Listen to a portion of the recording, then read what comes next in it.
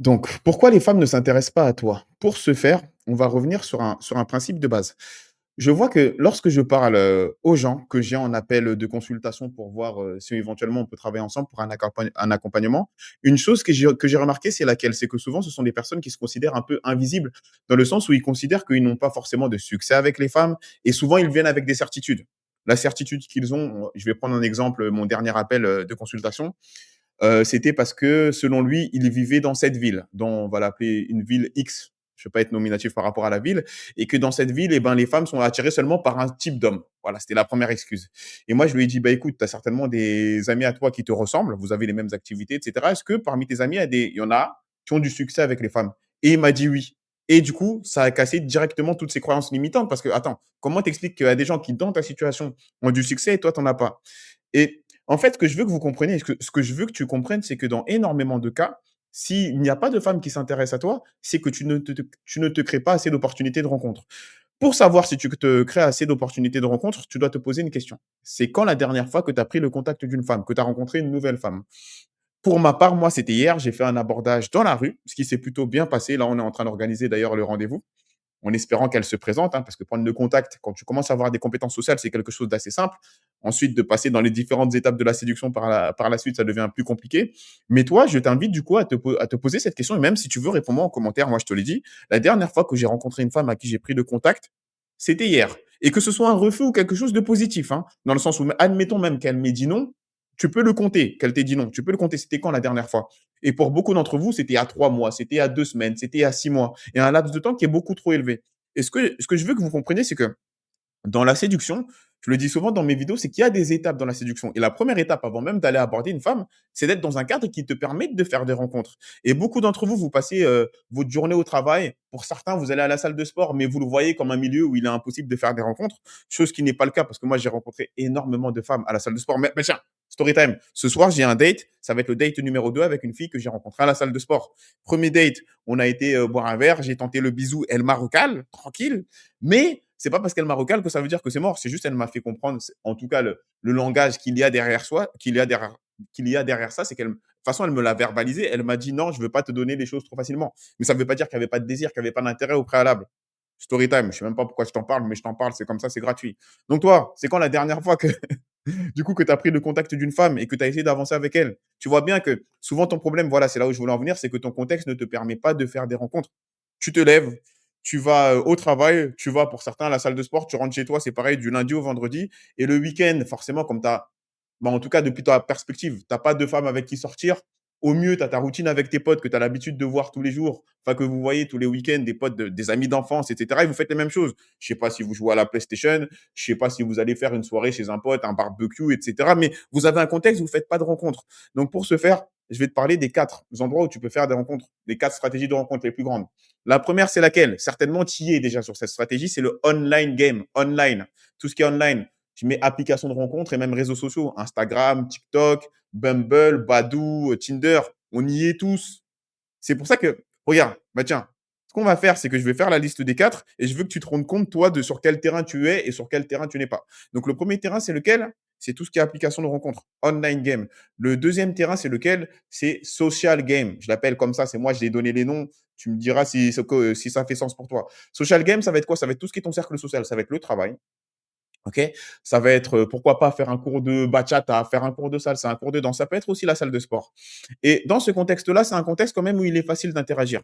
En dehors de la salle de sport où pour beaucoup d'entre vous, ça paraît une montagne à gravir de parler avec une fille à la salle, mais au travail, dans un cours de salsa, bachata, très souvent dans le social game, c'est un environnement où tu es obligé quasiment, de communiquer pour évoluer dans cet univers-là. Et généralement, le problème de cet univers, c'est qu'il est difficile de sexualiser parce que tu dois faire attention à ta réputation. À la salle de sport, tu dois faire attention à ta réputation. Tu peux pas aborder comme un franc-tireur comme ça et dire devant tout le monde, tu me plais. Tu peux le faire. Moi, je le fais. Mais de façon générale, le processus de séduction, il est plus long. D'accord? Donc ça, c'est le social game. Le numéro 3, du coup, c'est tout ce qui est bar, tout ce qui est night game, ce qui se fait pendant la nuit. Donc ça va être bar, boîte de nuit, les pubs et j'en passe. Là, c'est un environnement qui est beaucoup plus sexualisé. C'est limite l'environnement dans lequel tu peux faire des contacts physiques assez facilement sans que tu paraisses pas un pervers. Tu peux, dans un night game, il y a une fille, je suis dans un bar ou dans une boîte, je vois il y a un eye contact, on discute, ça fait 30 secondes ou 1 minute qu'on discute, et pendant la discussion, je mets main derrière le dos ou j'essaye de la rapprocher, qu'elle s'approche.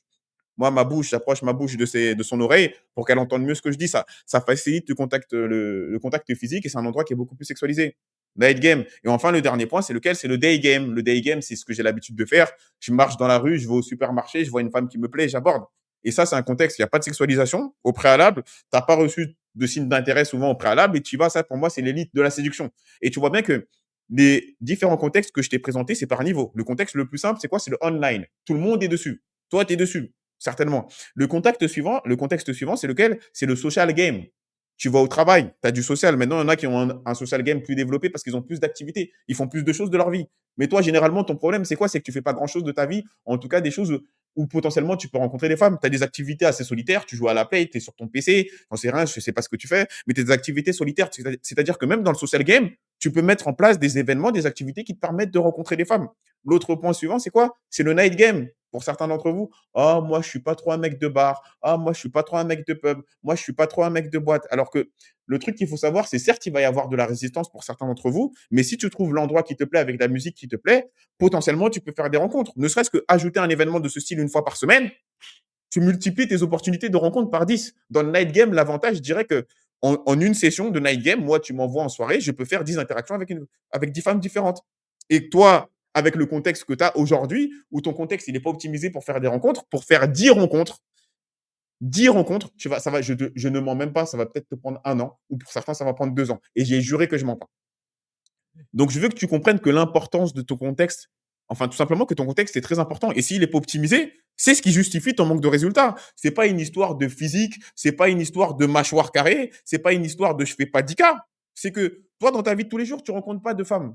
Les seuls endroits où tu rencontres des femmes, c'est dans le day game. Mais dans le day game, ta peur du rejet, elle est à son niveau maximum. Le day game, c'est la Ligue des champions des séducteurs. Je le dis, c'est la Ligue des champions des séducteurs. Tous les séducteurs là, qui t'inventent des vies de oui, j'ai ma formation Tinder, viens la prendre. Ils ont aucun contrôle là-dessus. Ils vont te faire mettre des bonnes photos. Tu vas mettre 2, 3 likes, tu vas gagner 2 likes en plus par semaine. Et au pire, au mieux, bah avant, tu avais 0 rendez-vous. Et au mieux, tu vas avoir un rendez-vous avec Tortank, la meuf super grosse du quartier. C'est ça qui va se passer. Alors que dans le day game, même dans le night game, tu as la possibilité de créer le contact avec la femme que tu veux. C'est ça la puissance des interactions réelles. Donc, du coup, pour beaucoup d'entre vous, pour toi, dans le social game, il ne se passe pas grand-chose parce que les événements sociaux où tu peux potentiellement rencontrer des femmes, il n'y en a quasiment pas. Et dans le night game et dans le day game, tu es inexistant.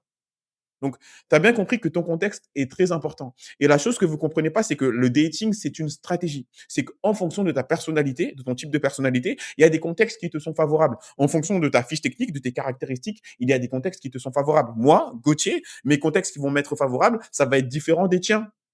Moi, de par mes centres d'intérêt et de par mes qualités physiques ou peu importe, il y a des domaines, il y a des terrains sur lesquels je vais être plus performant que toi et vice versa. Toi, il y a des terrains sur lesquels tu vas être plus performant que moi. Mais dans tous les cas, on y revient encore une fois, il va te falloir de l'audace pour aborder les femmes. C'est-à-dire que j'aurais beau te mettre dans le meilleur cours de bachata, si tu tiens le mur toute la soirée, ben, il va rien se passer. Donc, comprends l'importance du contexte.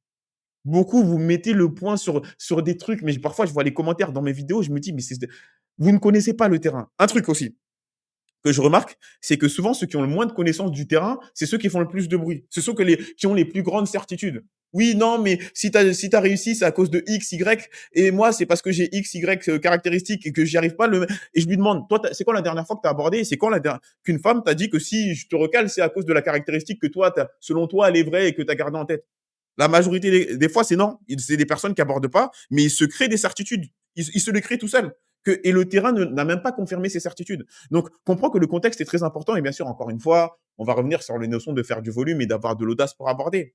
Tu as compris, le contexte, il est important. Là, je t'ai donné un exemple que si tu optimises un peu ton contexte, en fonction de ton type de personnalité, tu peux passer de 10 rencontres de femmes en une soirée. Dans le night game, j'ai juré en une soirée, tu peux faire 10 rencontres face à une personne qui n'a pas un contexte optimisé et qui est dans l'année, j'ai dit bien dans l'année, fait 10 rencontres potentielles de femmes. À quel moment tu veux matcher? À quel moment tu veux créer des opportunités avec une femme? À quel moment? À quel moment tu veux sortir le week-end avec une femme qui peut potentiellement te plaire? Pourquoi pas créer une famille? Pourquoi pas avoir des enfants? C'est pas possible. Si ton contexte n'est pas optimisé, là, je suis énervé. Parce que là, je veux que tu comprennes que c'est important et que le problème, c'est que beaucoup d'entre vous, vous mettez le doigt sur des critères qui n'ont pas d'importance. Parce que vous vous cachez. C'est des critères qui servent à vous cacher de c'est parce que j'habite dans telle ville, c'est parce que j'ai telle caractéristique physique, vous vous cachez. La réalité, c'est combien d'interactions tu as faites cette semaine. Elle est là, la réalité. Combien, je reviens à la phrase du début de la vidéo, combien, c'est quand la dernière fois que tu as pris le contact d'une femme? Là, c'est pas une histoire de physique, de je sais pas quoi, c'est une histoire de est-ce que tu as une paire de couilles ou non? En vrai, c'est ça que je te demande. C'est quand la dernière fois que tu as pris le contact d'une femme? Moi, c'était hier. Ce soir, j'ai un date. Day game, moi je vais sur le terrain difficile. Il y a pas de problème, ça va avec mon type de personnalité. Mais avant, j'ai exploré aussi les différents social games, j'ai fait, night game, j'ai fait. Mais maintenant, boum, j'ai maîtrise un peu chacun des environnements. Je sais que le day game, ça match plus avec ma personnalité. Et encore une fois, on y revient, c'est que toi, tu n'as pas de stratégie de dating. Donc, si tu veux que je t'accompagne, moi, dans ta stratégie, pour que je fasse tout simplement une stratégie de dating qui va être adaptée à ta situation, à ton profil. Moi, quand je travaille avec une personne, je prends son profil. En fonction de ton profil, on va commencer par ce cadre. Et dans ce cadre, ça va être tel événement. Et dans cet événement, il va se répéter 2 fois par semaine ou 1 fois par semaine. Et on va le mélanger avec un peu de social game ici. Hop. Et ça fait que les résistances vont être minimes, mais tes opportunités de rencontre vont augmenter. Ça fait qu'au bout d'un moment, tu vas être condamné à faire des rencontres, à avoir des filles avec qui tu peux sortir. Mais si tu bouges pas, il se passe rien. Moi, là, je m'énerve, mais en vrai, ça m'a l'air logique ce que je te dis, OK? Donc comprends bien que le dating, c'est une stratégie. Ce qui marche pour moi ne va pas forcément marcher pour toi. C'est pour ça que tu dois avoir une structure. Et si tu veux que je te partage, du coup, la structure qui va être personnalisée et qui va être adaptée à ton profil, va faire un petit tour dans la description pour qu'on se réserve un appel et qu'on voit ensemble quelle est la meilleure stratégie de dating qui va être adaptée pour toi.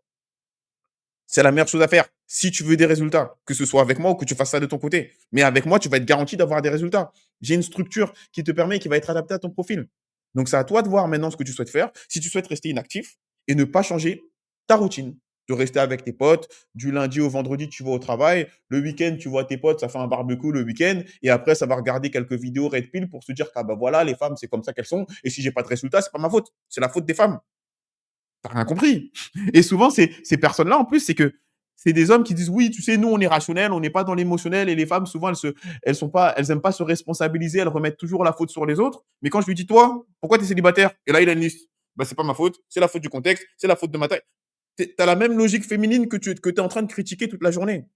Non, ce sujet, il me tient à cœur parce que je veux que vous compreniez que les plus grandes barrières et les plus grands problèmes, vous les créez vous-même, hein. Je vous assure que parfois la vie, elle est simple. Là, ce que je te dis là, ça, c'est logique ce que je te dis. Tu te crées plus d'opportunités de rencontres, tu oses aborder avec une structure, tu as des résultats. C'est factuel. Au lieu de passer, tu passes de 10 abordages, enfin de 10 opportunités de rencontres à l'année, tu en passes à 10 par semaine. Bah, il y a 52 semaines dans l'année, tu as 52 fois plus de chances d'avoir des résultats. Si toi, tu me regardes, tu fais 2 opportunités de rencontre à l'année et vas-y, sur les 10 opportunités de rencontre, il y a une fille qui t'a dit bonjour, qui t'a fait un sourire et là, tu vas lui attribuer toutes les qualités de la terre et tout d'un coup, ça va être ta copine, bah, tu multiplies ça par 52. Ça fait que ça peut t'arriver 52 fois et sur les 52 filles, tu vas dire: «Ah, là, tu vas commencer à te laisser pousser des ailes et tu vas avoir des standards». Bah, maintenant que j'ai des options, moi, je veux une fille comme ci, je veux une fille comme ça et comme ça et c'est naturel, c'est la nature de l'homme. Quand il a des options, il augmente ses standards et tout d'un coup, tu vas dire: «Tu sais quoi? Peut-être certains d'entre vous, ah, j'ai peut-être pas envie de m'engager, j'ai envie d'exercer mes options et de voir quelle fille peut me correspondre au maximum. Tu choisis ton combat. Certains se mettent en couple dès la première, certains voient, ils commencent à maîtriser leur pouvoir, ils commencent à se dire que putain, l'étape zéro, je l'ai passée. Maintenant, ma peur du rejet a diminué. Je suis capable de me créer des opportunités de rencontre. Parfois, il y en a, ils se transforment en monstres. Il y en a, dès qu'ils se rendent compte de leur pouvoir, ils veulent augmenter leur body count. Moi, je dis pas que c'est pas ce que je te souhaite. Toi, tu fais ce que tu veux. Mais au moins, je vais te donner le choix. Je veux que tu aies le choix. OK? Donc si tu vas avoir le choix de soit avoir des femmes pour du court terme ou du long terme, ou tout simplement de te créer des opportunités de rencontre. Là, on parle de quelque chose de vraiment important. Là, je rigole, je mets un peu d'humour là-dessus, mais vraiment, c'est la possibilité de créer une famille, d'avoir une partenaire de vie, c'est quelque chose d'important. Dis-moi ce que tu en penses, hein, mais ça, c'est quelque chose d'important. Et tu as bien vu que le switch, c'est d'avoir une vie sociale un peu plus dynamique, un peu plus épanouie, avoir une stratégie de dating un peu plus réfléchie. Et c'est là que j'interviens. Donc, si tu veux que je t'aide à définir ta stratégie de dating en fonction de ta personnalité, va faire un petit tour dans la description qu'on se réserve un appel. Ça, tu m'envoies un petit message par WhatsApp, tout est dans la description. On s'écrit et on voit ce qu'on peut faire ensemble. Donc, c'est tout pour moi et je te dis à très bientôt pour la prochaine vidéo.